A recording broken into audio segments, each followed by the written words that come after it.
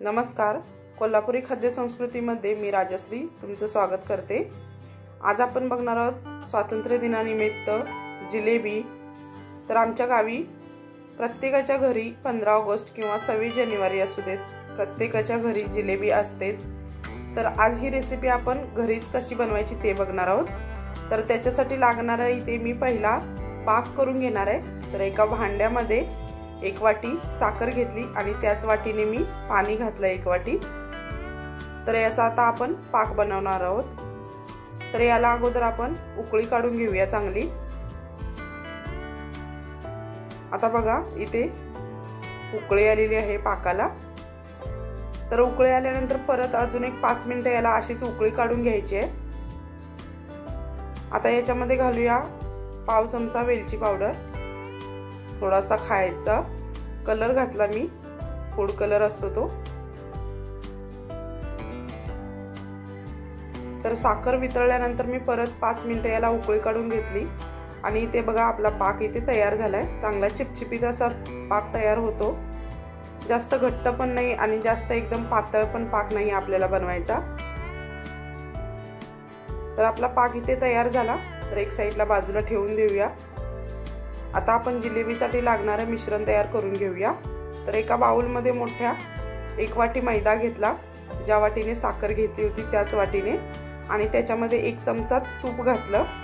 तर तूप आपण सगळ्या मैद्याला आता चोळून घेऊया चांगलं।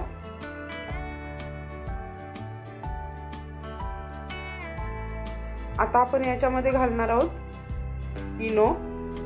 तर ही आपली जिलेबी आहे ती झटपट आहे। तर झटपट जिलेबी करण्यासाठी आपल्याला याच्यामध्ये घालायचं आहे इनो। तर अख्खं पाकेट मी याच्यामध्ये घातलं।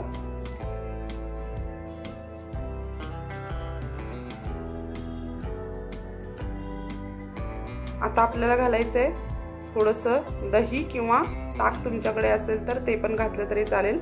तर चमचाभर ताक मी याच्यामध्ये घातलं, थोडासा आंबूस असा वास येण्यासाठी।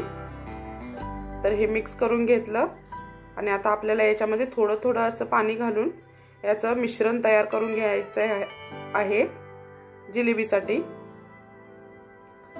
तर याच्यामध्ये गाठी होऊ नयेत म्हणून आपल्याला याला चांगलं असं फेटत राहायचं आहे। जेवढं तुम्ही जास्त वेळ फेटाल तेवढं चांगलं तुमचं पीठ तयार होणार आहे।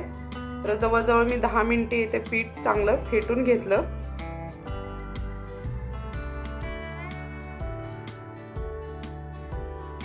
हे बघा मस्त असं पीठ इथे तयार झालं।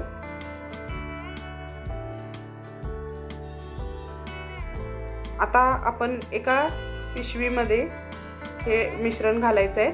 तर तुमच्याकडे पायपिंग बॅग असेल तर त्याच्यामध्ये घातलं तरी चालेल, किंवा तुमच्या घरी प्लास्टिकची कुठलीही पिशवी असेल त्याच्यामध्ये हे मिश्रण घालायचं।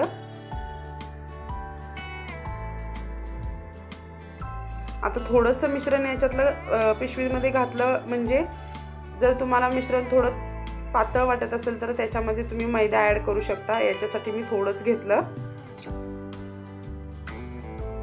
हे बघा असं मी पिशवीमध्ये घालून एक साइडला कोपऱ्याला घेतलं मिश्रण आणि वरून पिशवी अशी दुमडून घेतली। त्याच्यानंतर इथे तेल गरम करायला ठेवलं।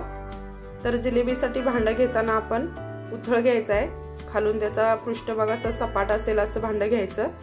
तर बघा आता या बॅगचा मी कोपरा कट करून घेते आणि त्या कोपऱ्याने आपल्याला जिलेबी गाळून घ्यायची आहे। तर जिलेबी गाळताना तेलाचं टेम्परेचर आपल्याला मीडियम ठेवायचं आहे। मीडियम गॅसवर आपल्याला तेल गरम करून मग थोडं कमी करायचं आणि मगच याच्यामध्ये जिलेबी गाळायची आहे, या पद्धतीने। आता भांडं माझं थोडं छोटं होतं त्यामुळे मी थोड्या थोड्या याच्यामध्ये केलेले आहेत। तुमच्याकडे मोठं भांडं असेल तर तुम्ही वापरू शकता। आता बघा एक साइडनं थोड्याशा लालसर झाल्यानंतर मी दुसऱ्या बाजूला पलटून घेतल्या आणि दुसऱ्या बाजूने पण थोड्या लालसर करून हे आता काढून घेतल्या। पाक थोडा गरमच ठेवायचा, जास्त थंड नाही करायचा। आता मी या पाकात घातल्या। पाकात घातल्यानंतर एक 2-3 मिनिटे आपल्याला अशाच ठेवून द्यायचे आहेत आणि मग आपल्याला काढून घ्यायचे आहेत। तर मस्त अशा इथे आपल्या जिलेबी तयार झाल्या। तर अजून थोड्याशा अशाच पद्धतीने आपण करून घेऊया।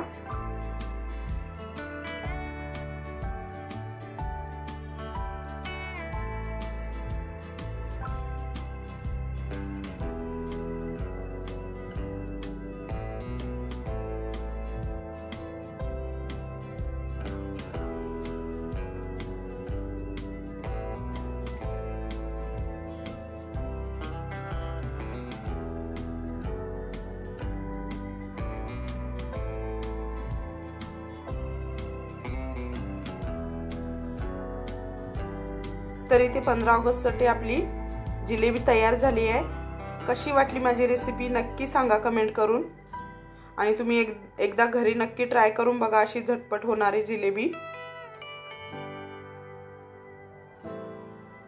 तुम्हाला एक मी खोलून दाखवते बघा, मोडून पाक एकदम आतपर्यंत मुरला गेलाय। हे बघा एकदम छान लागतात, एकदम मस्त होतात। तुम्ही नक्की ट्राय करून बघा। व्हिडिओ आवडला असेल तर लाईक, शेअर आणि सबस्क्राइब करायला विसरू नका। धन्यवाद।